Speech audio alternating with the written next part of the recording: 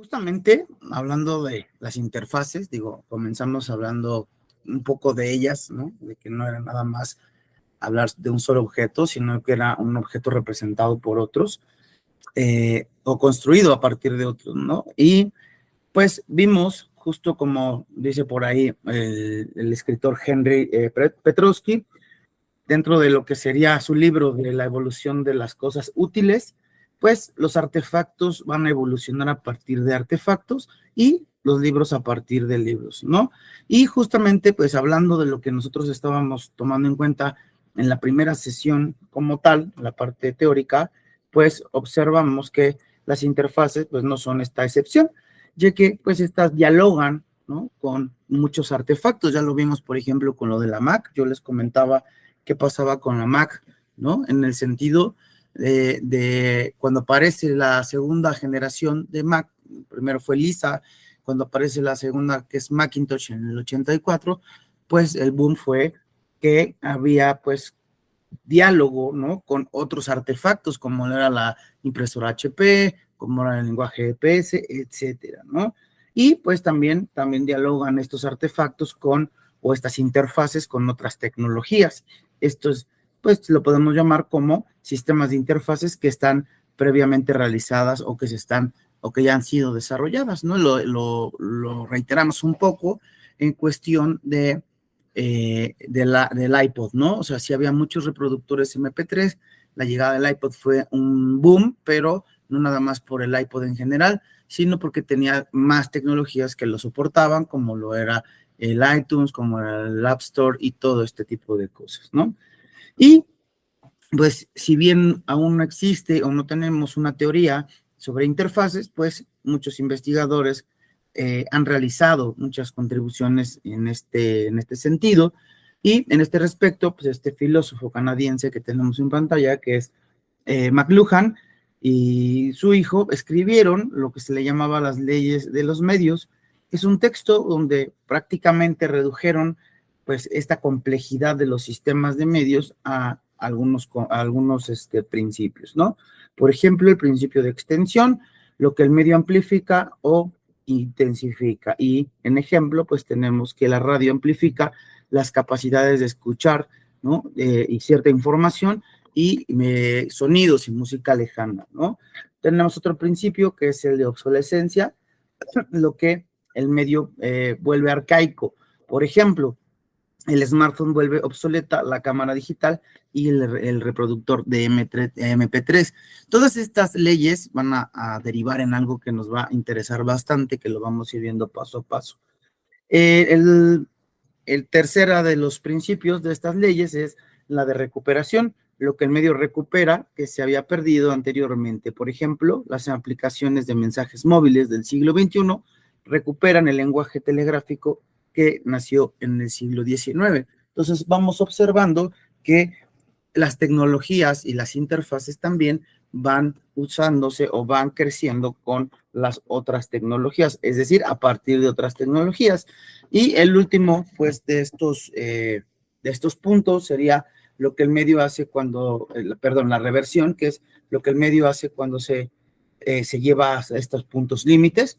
Por ejemplo, hay tantos vehículos en nuestras ciudades que cada vez la circulación va a ser más lenta, ¿no? La utilización de ciertos vehículos, ¿no? Entonces, ahí podemos observar cómo las interfaces van, pues, de alguna manera creciendo a partir de otras interfaces y ya hay teóricos que lo han escrito.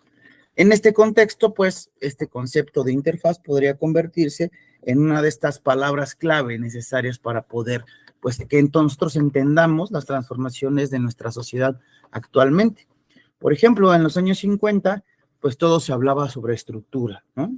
Ya en los 60, pues pasó de la estructura al signo y en los 80 a lo que era la parte del contenido, es decir, el discurso.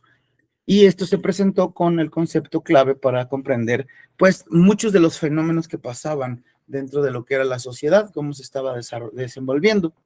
Entonces, ahorita, en esta época, nosotros podríamos suponer que este concepto de interfaz podría ser una de estas palabras clave dentro de lo que sería nuestro siglo en el que estamos, ¿no?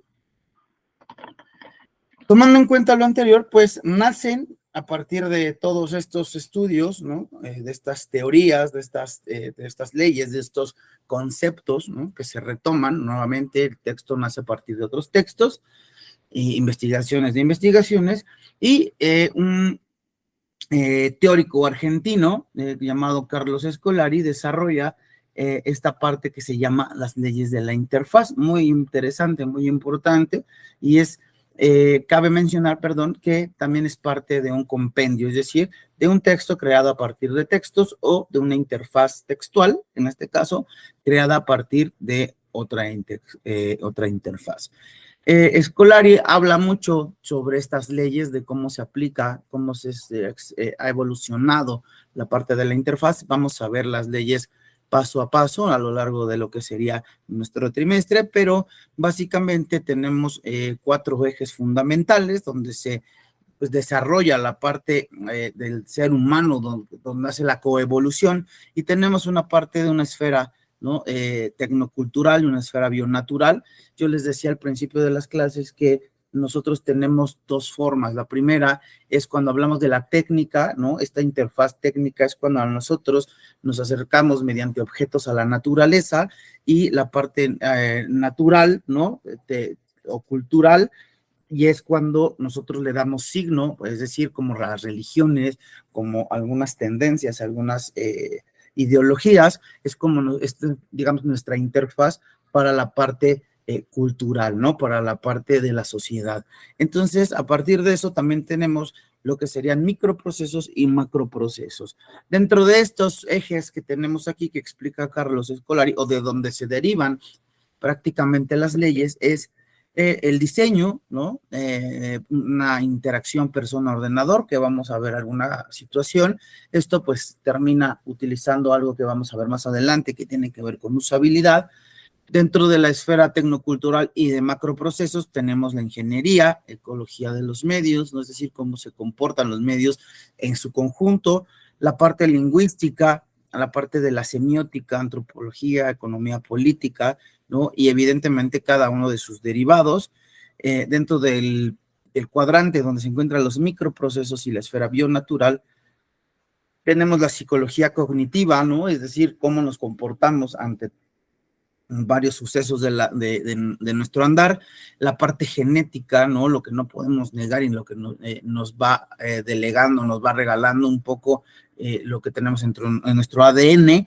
Y dentro de la último cuadrante, que tenemos macroprocesos y la esfera bionatural, tenemos ya a nivel macro lo que es la biología, la ecología y algunas teorías sobre la evolución, coevolución y la complejidad.